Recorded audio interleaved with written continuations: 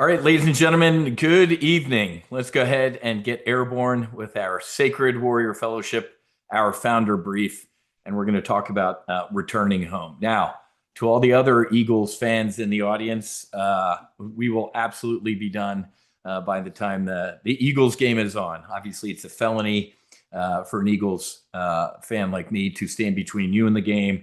So I will definitely keep us on target. Very excited for tonight. Tonight has been a lifetime in the making. There's just no way. If you talk to this poor kid from South Jersey, South Philadelphia, if 57, 56, whatever years later, he'd be given a brief on a fellowship that he started with his beautiful bride. There's just no way in hell I would have believed you. So welcome aboard. I'm really excited for this. I got to be honest. I usually over prepare for things like this, but I put some slides together and I'm like, man, I'm just gonna let it flow. So if you'll indulge me for a little bit, if my slides aren't perfect or anything like that, hopefully you're going to understand that this brief comes from the heart. I'm also doing this brief tonight because it's November 10th. Tomorrow is Veterans Day, and a lot of the work we're doing is obviously rooted in my military experience, and I'm just so excited to be given this brief. Speaking of being a veteran, um, Congress shall make no law respecting an establishment of religion or prohibiting the free exercise thereof. Ladies and gentlemen, I defended this country and the Constitution for 15 years. And now I'm going to exercise my rights guaranteed in that founding document. So let's go ahead and throttle up and get airborne. Got a lot of people. There was a couple hundred people registered. So really excited to get airborne here. Our sacred brief tonight, what are we going to talk about? My personal journey towards founding Sacred Warrior Fellowship. Like I said, with my beautiful bride, Susie. Our mission, our articles of faith, our guiding precepts, who we are and what we do and what we're about, the sacraments that we use in our fellowship, our spiritual practices, and then how you can join. If it calls to you, great. If it doesn't, great as well. And you'll probably hear this a couple other times throughout the brief. I'm a recovering Catholic. And what's that mean? Well, you're going to hear in a little bit. Let me ditch the earbuds here. Okay, so let's go ahead and talk about personal journey to founding Sacred Warrior Fellowship. You guys can hear me, right? I didn't turn my microphone off. I want to make sure that that did not occur. Let me make sure. Okay, awesome. Thank you, Micah. I appreciate it. Awesome. Glad to see Micah here. So let's just start at the beginning. Like I said, I was one of six kids born in South Jersey. The upper four, my brother and my three sisters, were born in South Philadelphia. So that's why you hear me say sometimes, hey, I'm from South Jersey, South Philadelphia, because our family, it's 30, 45 minutes down the Garden State Parkway in between where I grew up in South Philadelphia. Irish Catholic family, very Catholic. I jokingly tell people we made the Pope look Jewish. I was an altar boy, Catholic schools, Catholic high school, St. Augustine Prep, all boys Catholic high school. Thanks, mom and dad. I appreciate that. A lot of trauma as a child. I was sexually abused as a child. I was abused. And then my middle sister, Monica, she was kind of the glue. She was right in the middle. And she was a freshman at Villanova University with my brother, John, and my sister, Marilyn. All three of them went to Villanova. They were all at the same fraternity party. And my brother and my sister, Marilyn, said, hey, Monica, we're heading back to campus. You want to come with us? And she said, no, I'm going to get a ride with these folks. Hit by a drunken driver, thrown from the car, and she broke her neck. I will never forget until I'm reunited physically with my sister, and she's on this brief right now, as you're going to hear in a couple minutes. My dad in the middle of the night, screaming at the top of his lungs. It was an absolute horror. So that really defined my childhood. Uh, and what do some folks in this country do after really bad childhoods? Well, they go in the military. So I knew since a young age I wanted to fly fighter jets off of aircraft carriers, and that's what I did. I studied hard, uh, and my dream came true. So I flew the F-18 Hornet for about 15 years for the United States Navy. I got to graduate from the Top Gun adversary course. I did 2 cruises to Iraq on the Abraham Lincoln and the Kitty Hawk, and put in a lot of work. I married my beautiful bride Susie, 1994, and we had a great time in the Navy. Ups, downs, lefts, right, sideways. Had our 2 initial children, Bowser and Scooter, and kind of living the dream, or so I thought. Flying fighter jets is incredibly physically demanding. I would fight the jet on the edge of consciousness, pull 6, 7, 8 Gs and gray out. Literally tunnel vision, folks. I'd lose my vision, but I could still move my hands and talk on the radio. I knew, because if you've ever passed out before, you know that your vision's the first thing to go. I'd fight the jet on the edge of consciousness, right? Pull 7, 8 Gs on the edge of passing out, and then I would unload the jet. What does that mean? Push forward on the stick to get negative Gs, to accelerate, to get airspeed back on the jet. So you're going from pulling 7, 8 Gs with the blood leaving your head to stick full forward with the blood all the way squirting back up into your head. The human body is simply not designed for that. And then if you're sitting in your driveway, imagine a crane lifting you up to the 2nd story and dropping you. Hundreds and hundreds of car crashes I experienced as a fighter pilot. So pulling Gs, car crashes, catapult shots. Turns out the Navy knew about this. Turns out the Navy kind of kept this all hidden. Why? Well, the Navy needs Top Gun and Maverick, Wiz. We need Tom Cruise. We need recruiting posters. We need fresh bodies. Now, some people are like, well, Wiz, even if you knew all that stuff, you would have done it. Yeah, I would have done it. But maybe I would have been prepared for what started happening to me. Maybe I could have said, you know what? Maybe it's due to this stuff that they warned me about, instead of suffering in silence, which we'll talk about. Other people might not do it. If the Navy was honest, like, hey, you know what? You could have some brain injuries and a lot of stuff could go wrong with you. Maybe some people would choose not to do this. So, it's interesting, social media people, people would talk on social media the way they wouldn't talk to you in person, but, people, oh, you would have done it anyway. Yeah. Well, I'm speaking for me. I'm not speaking to everybody. So a lot of stuff was happening. In 15 years of flying fighter jets for the United States Navy, I lost 16 brothers. 16 mishaps, gone.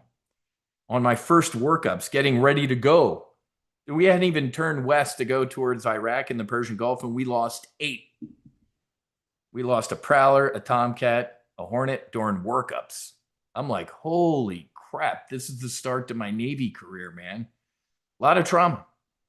And then along the way, I get out. In 2000, I'm going to go be I won the lottery in 2000, folks. What was the lottery in 2000?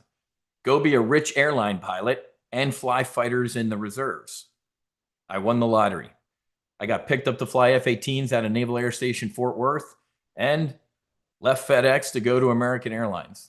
On the morning of September 11th, I was packing for my first trip as a pilot for American Airlines. My bride came in and said, you better come look at the TV. Plane hit the World Trade Center. I'm like, I'm busy, woman. I'm packing. Bad weather, small airplane. And she just had a look on her face. I'm like, okay. And then I saw what everybody else saw. Beautiful day in New York, not a cloud in the sky, big smoking hole. And as I stood there going through my mental aviation checklist of how that could have happened, next plane hit. I immediately knew we were under attack, pushed my American Airlines uniform, still in the plastic from the cleaners, out of the way. I jumped into my flight suit and I broke the land speed record getting out to Naval Air Station Fort Worth.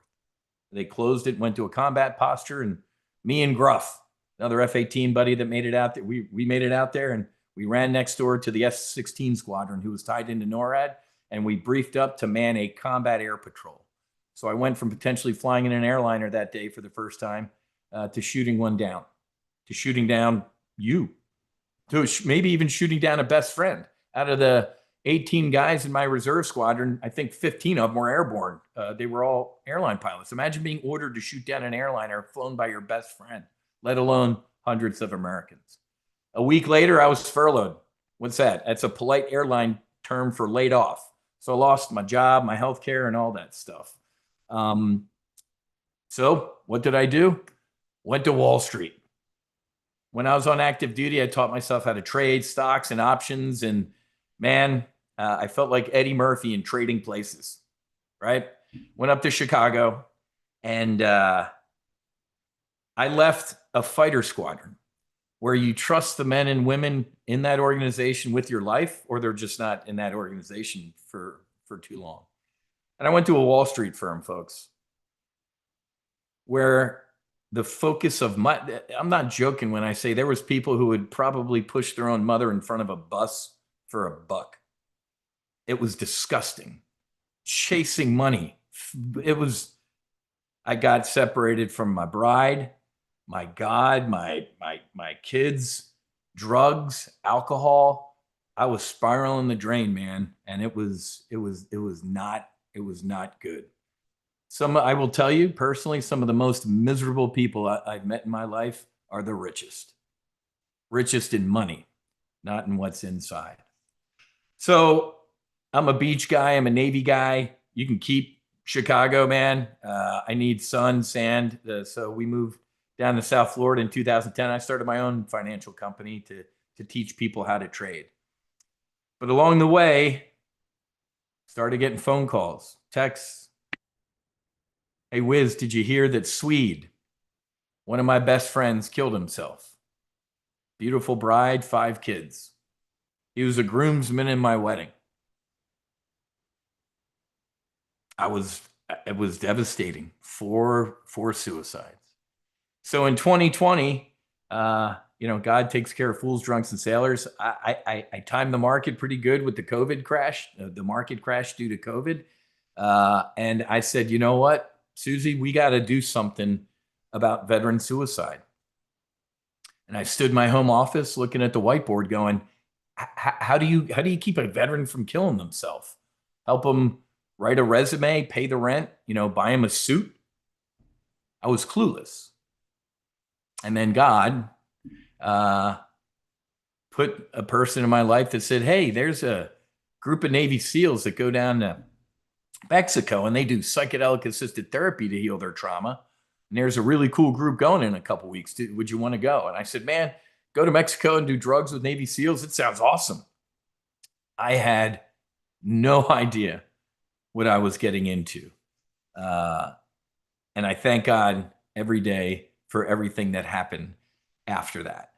I went to Mexico with 4 great Americans. That's Navy SEAL Marcus Luttrell. If you've ever seen the movie Lone Survivor, that's Marcus Luttrell. If you've ever drank Black Rifle coffee, that's JT. That's Jared Taylor. That's JJ. He was a teammate. He's a Navy SEAL teammate of Marcus. And then if you're a football fan, that's Robert Gallery. He was an All-American at Iowa, and he played, he was a linebacker for the Raiders for ages.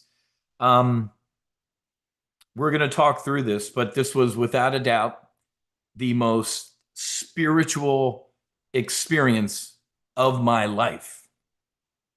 It was not fun. It was far from fun. It was not recreational. I've done some pretty challenging things in my life. It was without a doubt the most challenging thing that I've ever done. Just a couple side notes. If you Google Robert Gallery now, I drove in the car with Robert, right? When you fly into San Diego and you drive down to the retreat location. Why? Because if you did it in San Diego, you're a felon. If you do it an hour south, it'll save your life. So in our little convoy, I sat next to that guy. And I was sitting next to a 6'7", 300-pound dead gray iceberg. He was just done. And he'll tell you, he did a great podcast, he and Marcus. He's like, Wiz, if that didn't work, I was done. That was it. I was on my way out. Because he's like, I know I have horrific CTE. I'm going to fast forward because he has started his own foundation to get the sacrament we're going to talk about, ibogaine, to football players to heal their brain trauma. He is a different human being. Marcus Luttrell, Wiz, I was on 15 meds, man. 5 to wake up, 5 for lunch, 5 to go to bed. He hasn't taken a single medication in about 5 years. JT, JJ, similar type of experiences. But I want to talk to you about this because this is exactly what I needed in my life. Like I said, I lost my faith. I grew up terrified of God. God was on a cloud, a white dude with a beard and robes.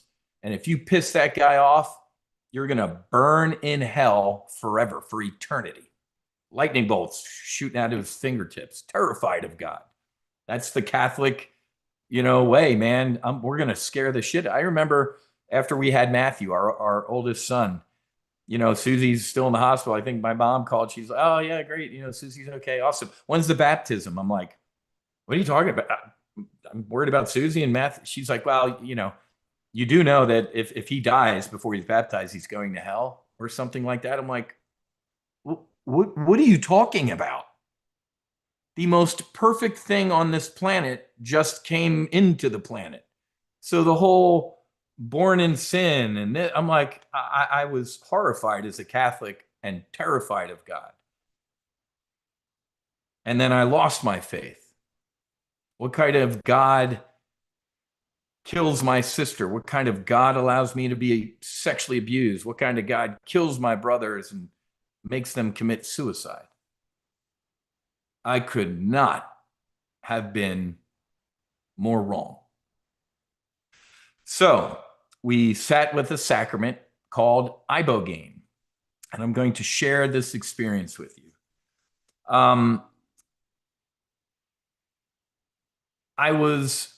If I can break it up into halves, the first half was a tour. I didn't know who was giving me the tour. And folks, the sacrament of ibogaine, it's a waking dream, right? Eye shades on, lying on my back, eye shades up. There's Marcus, and okay, there's the nurses, eye shades back on. So you're wide awake. The first half of this experience was a tour. I got home and I told Susie, I don't have to travel ever again. And she's like, what are you talking about? I said, I saw everything. I saw everything. Now, in hindsight, I know who was giving me the tour, but let's just say this, I'm not kidding, folks, when I say I saw everything. And after seeing the incredible beauty of everything, it stopped and I was in space. Not terrified space or whatever, but just kind of there. And I got this message of, look at all of that. Look at all of that beauty that I've created. And I made you. And you are such an integral part of all of this. It would not be the same without you.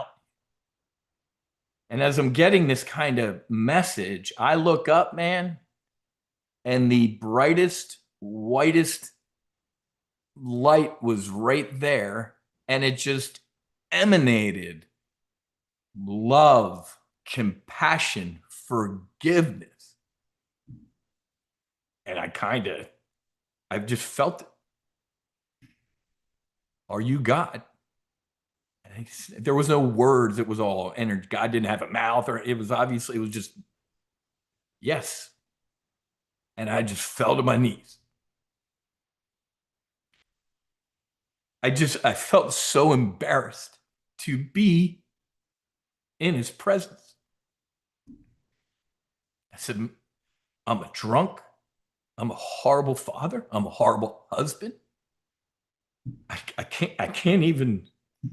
And Never forget this. With a wave of whatever it was, man, it was gone. It was gone. And he said, Matthew, I don't make imperfect things. I got that stuff. That's not yours to carry anymore. Now rise and let me show you what you can do. And folks, in that moment, I don't use this phrase. I never use this phrase in my life. I do now. I was born again. It was the most incredible. I just, I had to, when I got home, I had to learn a new SAT word, ineffable. I will fail in this brief. I have failed for the past 4.5 years to convey what I experienced and what I felt. It was funny because after that, I said, God, well, where have you been?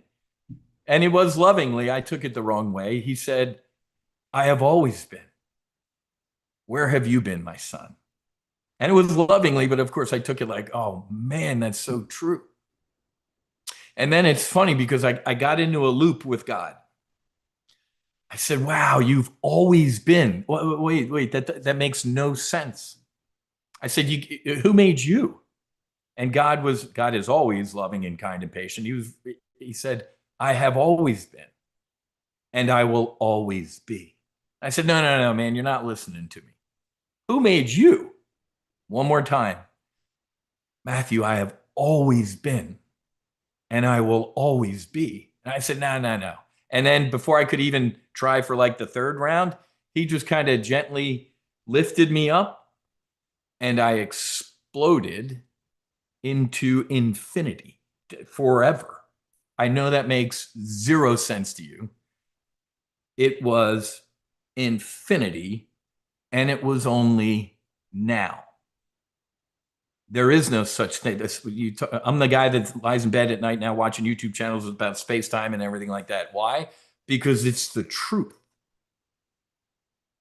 A couple days, I'll fast forward real quick because a day and a half later, I sat with another sacrament called 5-MeO-DMT. And this answered an incredible question that I've had since my sister Monica transitioned. Is she bored? Like, are they bored in heaven? Like, looking at their watch going, kind of been up here for a while. No.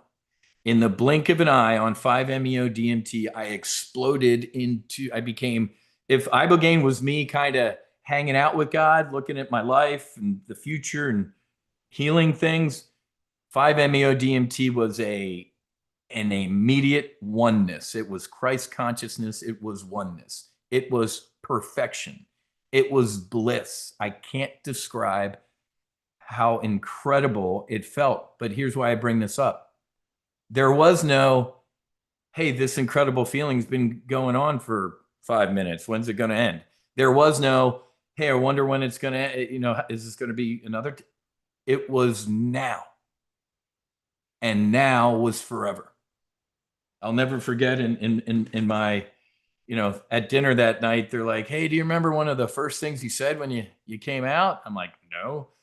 You said, I can't wait to tell Susie I love her forever because I finally know what forever means. Absolutely incredible. One more thing on the Ibogaine, and then we're going to move on. I went in with 5 intentions. I wanted to sit with the sacrament, and I had 5 intentions. I also had 5 questions. So I don't know if it was towards the end, wherever, but I'm just going to relate an experience with God. It was kind of like, all right, man, you good? You good? And I was like, yeah, wow, I got it. There's nothing to worry about. You're right here. And all of a sudden, my sister appeared. My sister Monica appeared. And she was angelic. She was perfect. And then my dad, who had died of a heart attack years after her, he died of a broken heart. I remember years later sitting on the couch watching Matthew and Jack play with my dad sitting next to me. He knew what I was talking about, obviously, because I looked at him and I said, Dad, how did you do it? And he said, when they lowered Monica into the ground, I wanted to jump in after her. But I had you. And I couldn't remember him really being happy ever again in his life. So right next to Monica, my father appeared. And he was so happy. Young, happy. And I was at peace.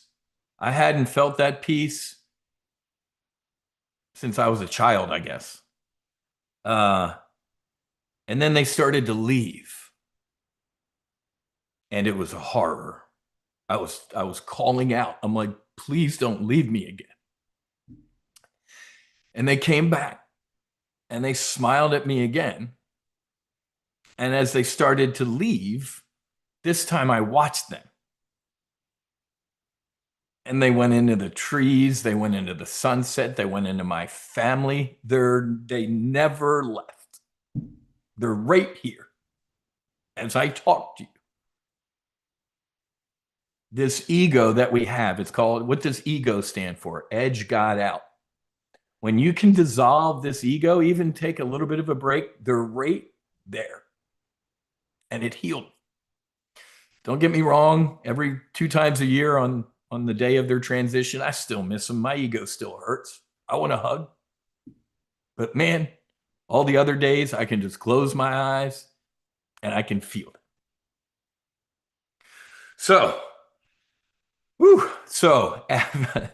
needless to say, I got home from that experience and I looked at Susie and I said, this is how we're going to end veteran suicide, period. So we started the No Fallen Heroes Foundation. And we've been giving grants to veterans, first responders, and their family members for the past 4.5 years to go sit with these sacraments. I think we just crossed our century mark, 100. We've given out 100 of these, and it's just making my heart smile. I've also been hitting the road, advocating from Mexico to DC. A couple months ago, I was at the VA. Not as a protester, but as an advocate. I met with Secretary Collins and, because I poked him on Twitter. I said, what are you doing? Veterans 17, 22, 44 are dying every day. What is the VA doing for psychedelics? Wiz, I want you on our team, man. He looked me dead in the eye and he said, Wiz, if anybody's going to do this, it's going to be us and it's going to be now. I have to believe him. Right around that time, I'll never forget this. I was sitting right here watching a cabinet meeting. They all got to go around the table and say how great they are. And then after Secretary Collins gave his, here's what's great at the VA, I've never heard a president in my life ask this question or use these words. President Trump leaned forward and looked at him and said, what's going on with veteran suicide? You could have heard a pin drop in this office. I'm like, oh my God. And then Secretary Collins said, well, you could tell he was taken off guard. He was like, he said, well, Mr. President, we're throwing a lot of money at it, but the numbers either stay the same or they might be going up. I was like, yeah. Then he said, but there are some nonprofits out there doing work in psychedelics with some promising results. Now we're going to have to test and check it out and do our due diligence and everything like that. But these psychedelics might be showing promise. Susie ran in the office. She thought I was having a heart attack. I was yelling at the top of my lungs, man. That was awesome. So I think as of right now, there's 11 trials at the VA. So we're getting there. But it's interesting because around that time, I started moving in this direction. I love this quote. I'm just going to read it to you. They proved to me by convincing reasons that God doesn't exist. Afterwards, I saw God, for he came and embraced me. And now what am I to believe? The reasoning of others or my own experience? Truth is what the soul has seen and experienced. The rest is appearance, prejudice, and opinion. So it's interesting because around this time, I'm like, I was taught as a young Catholic that through the process of transubstantiation, the priest turns wine and a wafer into the actual blood and body of Jesus Christ. Now, if you're not a Catholic, you're probably like, oh, yeah, well, that's interesting symbolism. You're wrong. As a Catholic, we are taught to believe that is the actual body and blood of Jesus Christ. That was my belief. Now, I don't have a belief anymore. I have direct experience. I'll never forget Marcus's bride, Melanie. Again, she makes us look Jewish. She goes to Catholic church 3 days a week, takes the flowers from the ranch to decorate the church. She was a little worried about Marcus doing this. And he came home and she's like, I can't believe this. I got my husband back. She went and sat with 5-MeO DMT. When I asked her, she got me for about 2 seconds. I said, well, she said, Wiz, I lost my faith. I'm like, oh my. She said, I don't need it anymore. I have experience. It validated everything. And man, that made my heart smile. So it's interesting because around this time, I'm like, wait a minute, then these are sacraments. This was a sacrament to me to commune directly with God. Ain't no pope, ain't no rabbi, church, anything in between us. How about direct communion with God? I got to be honest with you, folks. That's the way it used to be, and we'll get into that. So around that time, man, I'm like, you know what? There are entheogenic churches in the United States, and that's what I am going to do. It is time to heal our heroes at home. Not in Mexico, not in Costa Rica, not in Puerto Rico. This country was founded on religious freedom. I defended this Constitution, and now I'm going to exercise my rights. So I'm going to give you the book definition because you probably, well, what's an entheogen? You ready? Entheogen, a naturally occurring sacrament used in sacred ceremony to generate spiritual insight, healing, and direct communion with the divine. Now, Mike is in here. I'm not going to go look at all the other names, but I asked some of our recent folks who have joined Sacred Warrior Fellowship who did some healing to come to the brief tonight. You all, whenever it calls to you, you guys can type stuff in there or testify or whatever you want to do. But the word entheogen, let me read you entheos, Greek, full of God, inspired, the divine within. That's what entheos means. Genestasi, to generate or bring forth.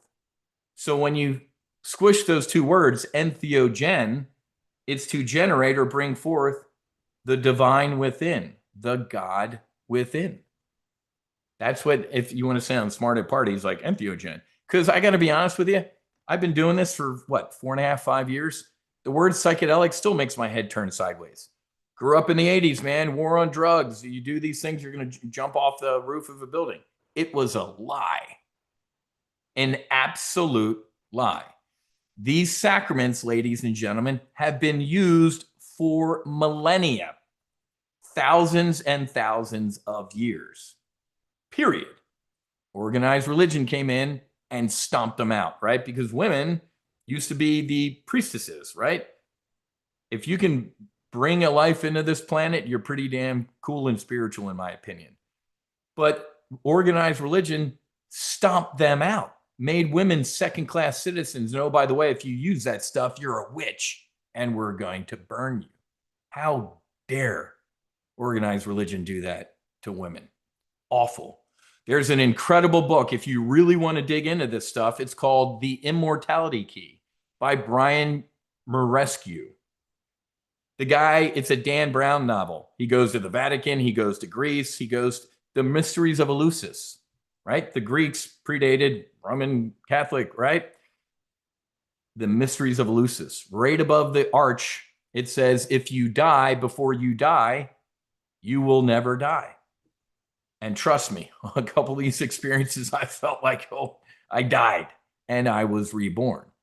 So these offer direct experience, not dogma. And don't get me wrong, folks, as a recovering Catholic, I love all sorts of religions, man. This is mine. It can make you a better Catholic, a better Jew, a better whatever. So it's not necessarily to replace, it can lay on top. but this is my spiritual practice now. So archaeological and historical evidence shows this, that it predates. That's why the subtitle is The Secret History of the Religion with No Name. I love this meme. I see it on Instagram every once in a while. God makes psychedelic plants. Humans make psychedelic plants illegal. God, and that's kind of, shrugging his shoulders, right? So, all right, let me give you a quick brief on the mission, our core values of Sacred Warrior Fellowship, our articles of faith, all that good stuff. You guys can read these on our website. Our website's still kind of a work in progress, but it's getting there, man. We're a small fellowship. Susie and I have a couple day jobs, obviously, but let's just go through this real quick. Our Constitution. We are the founding stewards of Sacred Warrior Fellowship, established this Constitution to affirm the divine calling placed upon our hearts, to remember, reclaim, and reconnect with God through sacred ceremony. We're a fellowship of warriors, seekers, healers, devoted to awakening the sacred within, not through belief alone, direct communion with the divine. What's our mission? Create a safe, reverent, and sovereign space where individuals, especially veterans and those who carry burdens of service to others, first responders, or families, can experience spiritual rebirth and divine healing through sacred ceremony and sacramental communion. We believe that each soul is born whole and holy. Trauma, addiction, grief, ego, separation are illusions of this world, not flaws in God's design. I told you, God said, Matthew, I don't make imperfect things. God does not make mistakes. We exist to help others remember who they truly are, sacred, worthy, and deeply connected to Source. Every retreat I go on, folks, before we sit in ceremony, I remind these veterans, first responders, family members, you are not broken. You might call yourself broken. You might physically feel broken. You're not. We are all sacred divine beings. When God said, let there be light, in that instant, folks, all the atoms in your body, my body, we're all the same. And we have that sacred piece of God inside of us. You are not broken. These sacred compounds are going to take a sledgehammer to knock that stuff off and show you that you're not broken, to remind you who you are. Excuse me. Our core beliefs. God is within. Creator's not distant on a cloud, not super judgmental or confined to a temple or a throne. Dwells within each of us as breath, as light, as truth. The kingdom of God is not a faraway place, but present and living reality. We're not broken. I already did that one. I was on a roll. Sacred communion is a rite, man. Through reverent use of sacred sacraments, entheogens are gifted by God through nature. We enter into a direct relationship with the divine. They're not recreational. They're not medicinal. There are medicinal studies going on. That's not my lane.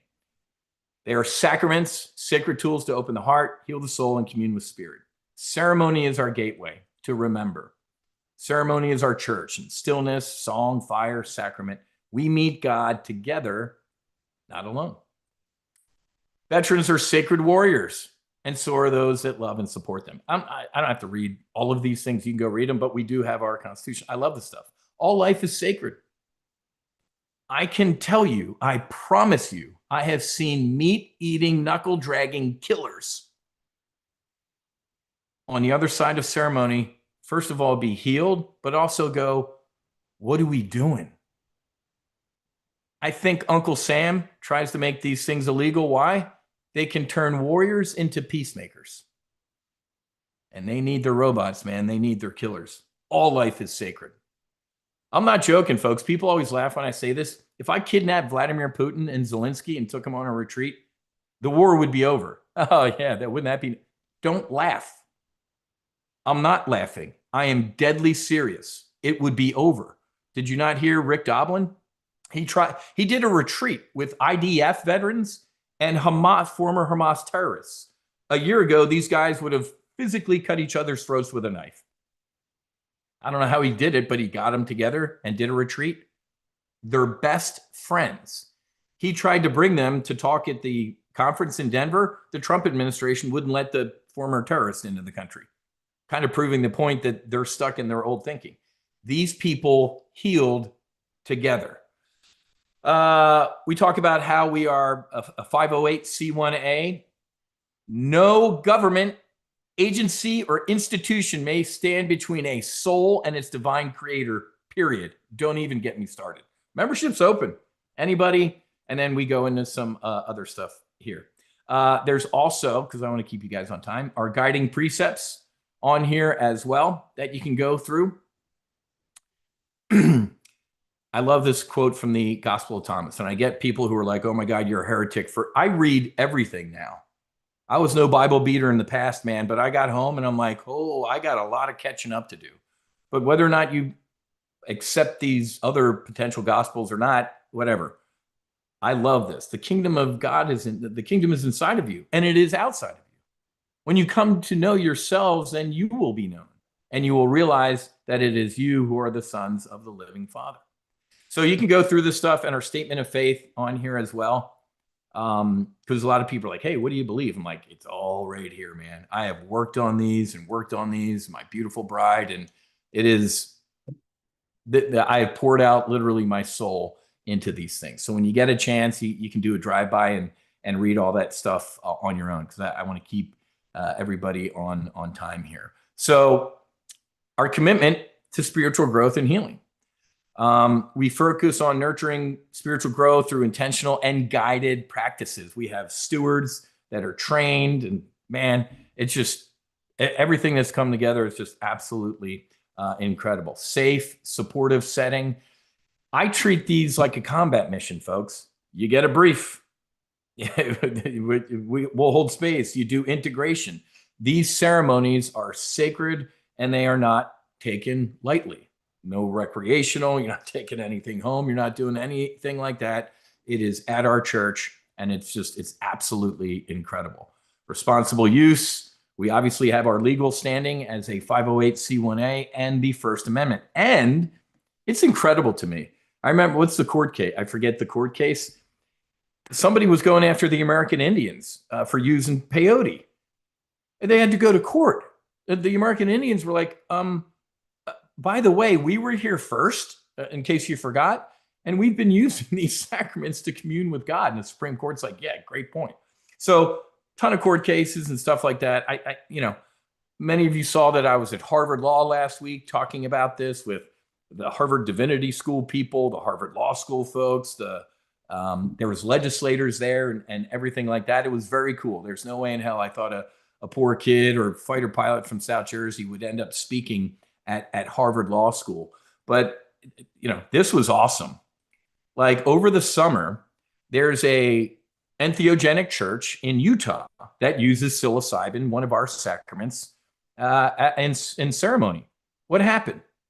The Utah Attorney General and the county prosecutor and cops, they raided this church. They arrested the guy, seized his sacrament. I read what this federal judge said, and I was him in the battle, him in the republic, man. I was humming it. This judge, she took a flamethrower to the government. How effing dare you immediately release him, give him his sacrament back, and he can sue you for violating his constitutional rights. How dare you? This 30-page decision from this federal judge, I had tears in my eyes. First of all, how dare you, government? If Tom Cruise can zip around believing in his spaceship and all sorts of other stuff going on, how dare you do this? So I did a podcast on this. I'm like, Benjamin, get my musket. Because, and obviously, so it's incredible. Now the guy's suing remember folks, if somebody in the government knowingly or should know that they're violating your constitutional rights, they lose their qualified immunity. So I'm like, so this was incredible. Because if you're wondering about the legal landscape, I'm like, oh my God, man, apparently these people can't read the First Amendment. And that's what this federal judge said. So it was absolutely incredible. So yeah, going up to Harvard Law School, advocating for this stuff. If you watched the live stream, apparently I was on fire because I'm very passionate about this, folks. I am absolutely so passionate about this. Again, no way on God's green earth you could have told me a year ago that I'd be starting a fellowship and doing this, but I thank God every day that that is in fact going on. Our sacraments and spiritual practices, we sit with different medicines currently. Well, we use Hape and Sanaga to do some grounding. And then our current sacrament is psilocybin. Some of you know, if you're a Top Gun Options member, I want to do a study with Doc Martine from the Mission Within, 5-MeO DMT. We're going to take 10 women from the Camp Mystic disaster. Everybody remember Camp Mystic, the floods? Some of them are survivors, some are moms, some are first responders. So this is why I did a lifetime push to raise some money for our fellowship, because these studies aren't cheap. But we're going to use 5-MeO DMT with these 10 women with the Camp Mystic. So psilocybin, 5-MeO DMT, Iboga, and I want to do Ibogaine. I'm going to give a shout out to my brother, Justin LaPree, Marine, Fallujah veteran, combat veteran, Austin firefighter. He just did the first religious retreat using Ibogaine in the United States about 2-3 weeks ago. My hat is off to you. Why a little longer? Ibogaine has more health requirements. You got to do a screening. We're going to have, I'm already talking to ER docs up in Palm Beach and nurses, and we need EKGs and all sorts of stuff. The other entheogenic sacraments do not need medical stuff, but we will do intakes and stuff like that. You know, bipolar sadly is screened out, and some other issues. But our entheogenic sacraments are, like I said, psilocybin, 5-MeO DMT, Iboga, Ibogaine. Quick reminder for you that alcohol and tobacco are two of the most horrific drugs on the planet. I was talking about this at Harvard Law School last week. The United States government defines a Schedule I drug as no therapeutic use and a high risk of addiction. That's alcohol, and it's a cigarette. What's on the right side of this chart that doesn't hurt you or anybody else? Psilocybin. But they will tell you the 100% legal stuff is great. They will tell you that will get you in trouble. Ain't getting me in trouble. It's a sacrament. But isn't it just, it's your typical government. They label things the exact opposite of what they are. Schedule I, it was the most therapeutic thing I've done in my life, and it was anti-addictive. I was a drunk, and Ibogaine destroyed alcohol in my life. It's a disgrace. The Inflation Reduction Act, the Affordable Care Act, they label things the exact opposite of what they are. You guys, you don't need that speech. Anyway, I can dig more into this. I want to make sure I stay on time. Our rituals and everything we do, maybe we can talk about that and take a deeper dive into that some other time. But if you're interested, our next retreat, December 5 through 7, on our website, we actually have a list of the retreats. If this calls to you, you can reach out. You can email us info@sacredwarriorfellowship.com. There's our Sacred Circle retreat. You can look at I think we have, let me share the screen. We can send, all the dates are on there. Okay. So thank you for saying that, Micah. That makes my heart smile, man. Everybody read what he just wrote. That is just, or you guys probably read that already. So I'm behind. So thank you, Micah. What an incredible, Micah's a Marine. Happy birthday, my brother. Marine Corps birthday today. Everybody wish Micah a happy birthday.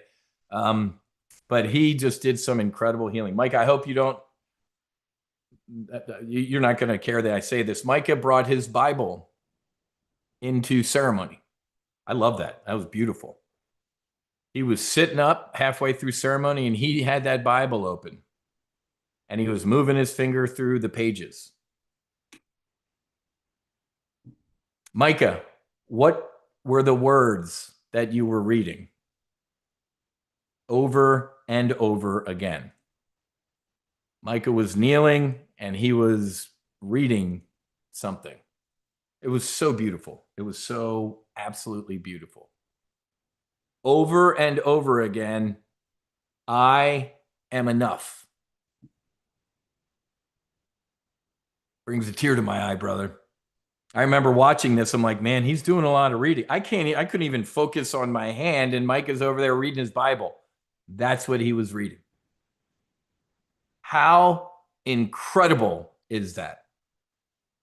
And again, he's a very religious guy. And I love the very, very religious people sitting in ceremony because they say it validated, right? Just like I said with Melanie Luttrell. So a 508c1a, folks, I remember being an altar boy and having to take the collection plate and all that type of stuff. I remember passing the plate, and I remember my mom and dad like going through my dad's sport coat pockets from work to find change and stuff like that because we didn't have that much money. But oh, look at that. God transformed the message for, I love that. 100% validation. Micah and his beautiful bride, they have 6 kids. My God, you got to meet Micah, man. If you come on a retreat, maybe he's going to come and hold space and put the ladder down and help some folks. So anyway, a fellowship is, oh yeah, Dr. Lance. I love Dr. Lance out in Colorado, man, and his fellowship out there. And you know what's incredible? We're all one team, one fight. We send a ton of people out to Doc, and I think he's actually sending us some folks as well. But hey, real quick, if you want to join as a member, right? Because we do need donations. Susie and I have been doing a lot of, we've been keeping No Fallen Heroes airborne. So this has got to be a labor of love. If you would like, in order to join us in ceremony, you obviously have to join the church. It's only $99 for a year. That's it. But we are we have a little Sacred Circle offering. It's only $49 a month, or you get, a little bit of a break if you do it on there. It lists everything on here. We're going to start doing Thursday calls, a live Thursday, a sacred brief. We're going to have people, it's also going to be used as an integration call. We're going to have some of our veterans and civilians who attend these retreats come and share what Micah just did. Okay. I'm going to be talking, not that this is scripture or anything like that, but man, when I reread the first like 11 or 12 pages of my chicken scratch. Oh, well, it's right here. Cause I scanned it. Not that it's kind of scripture. This is what I wrote. Let me share this with you and we'll end on a high note. This is what I wrote in my journal before sitting with Ibogaine 4.5 years ago. Lord, bless me with the strength and wisdom, the power to rediscover, to be a better father, husband, friend, mentor, philanthropist, and human.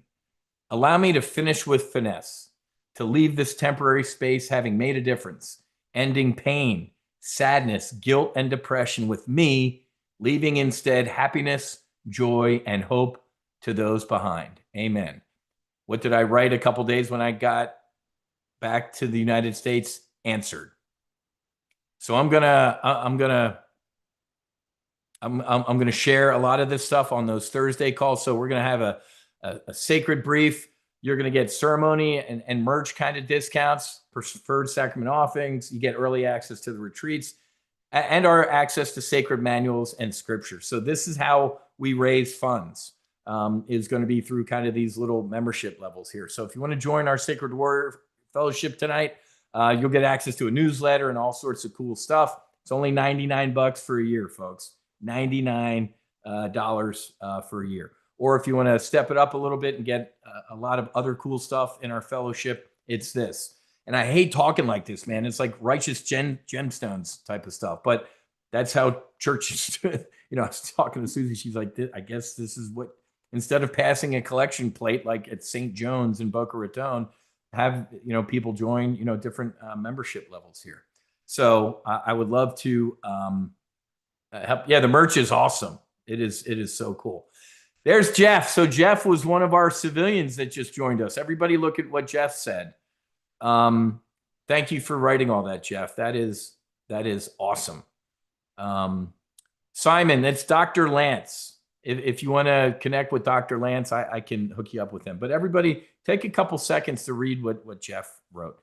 Jeff is a civilian. His dad served, obviously, but our civilians help pay for healing grants. So he, Jeff just had an awesome experience. It was not easy. Jeff will tell you if you want. And all these folks that have come on a retreat and joined Sacred Warrior Fellowship, I guarantee you, to a person, they would like, hey man, give me a call if you have any questions or want to know about my experience. Because Jeff was in a dogfight, man. Hell, I was in a dogfight. I was, we could talk about that on another brief. Yes, Colorado is Dr. Lance Cutsforth, and Merch is Mental Joe. Yeah, good catch. So those are our membership levels. We might have like an inner circle eventually. Somebody was saying like, hey, maybe do an inner circle that gets 2 retreats a year included. I'm like, okay, let me just launch it with the basic stuff right here. So that's all on our website. Like I said, our church constitution, the guiding precepts, our statement of faith, and then our kind of retreat schedule is on here as well. Okay. Okay. I got 4 minutes left. Or no, what time is kickoff? Is it 8:30? Well, let me give you 2 more slides left, because I want to let's end on a high note. I don't know anything. What's that mean? It means exactly what I said. In this space, right? Psychedelics are getting popular and everybody's microdosing and this and that. And if you see a Shambro or if you see people running around in this space, folks, that, oh, I got the answer or this, or listen to me, I'm going to be, I have no other way to be but truth. I have no clue. This quote from Ram Dass made me feel so much better. The freer I get, the higher I go. The higher I go, the more I see. The more I see, the less I know. And the less I know, the more I'm free.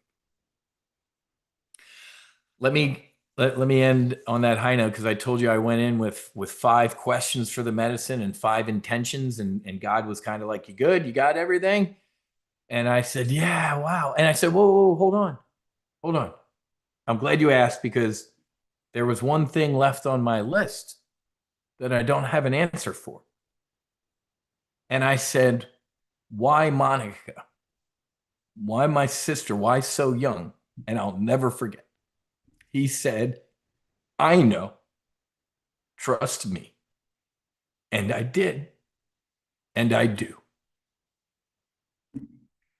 I know. Trust me. So I trust God's plan. It brought me to this webinar tonight. It brought me to you all. You all, for whatever reason, joined me. Thank you for the Sacred Warrior folks who are already members, who sat in ceremony, who are putting the ladder down to help others heal. If you have any questions, folks, shoot me an email. Wiz at, I don't know if I have the Sacred Warrior email. Wiz at No Fallen Heroes. WHIZ at nofallenheroes.com. I'll just use my foundation email there. I'm here for questions. If you want to talk to Micah or Jeff or any other folks who have sat in ceremony, I'm sure they'd love to talk to you. It's interesting. It's so funny, because I call this the world's greatest Ponzi scheme. What do I mean by that?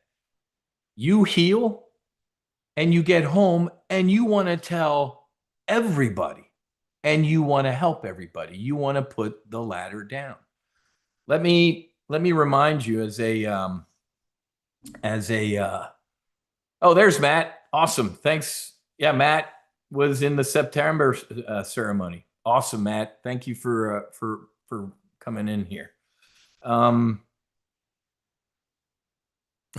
love that, David. I got to sit with Ram Dass, Richard. So, David, you'll appreciate this. Last week at Harvard, after the day was over with, they had a walking tour of the Harvard campus of all the psychedelic folks, the Richard Alpert, the Ram Dass and Timothy O'Leary lab and this lab. It was so cool walking around Harvard to see the genesis of a lot of this stuff. So that's awesome. That's really cool. So awesome. All right. I had a point I was making and it went out of my head because I forgot I did the walking tour on Harvard. So at the end of the day, folks, I'm here for you. Never thought I'd start a church. It kind of makes my skin crawl a little bit using that word, just because the way I was raised. So return home, Sacred Warrior Fellowship. God does not make imperfect things, and we're here to help you remember that. If I can be of service to you, or my beautiful bride can, or any other Sacred Warrior Fellowship members can be of service to you, please reach out and let us know. Thank you for coming. I thank God for all of this, the good, the bad. And I've actually gotten up to a point in my life where I can say I am thankful for my suffering because it brought me to here and to you all. So have a great rest of your night. God bless you all. God bless Sacred Warrior Fellowship and our mission. God bless all the people who are suffering, who need help. And I pray that they reach out. Okay. Oh, and go Birds. Have a great rest of your night. Fights on. Namaste and Basi Basi. Wiz out.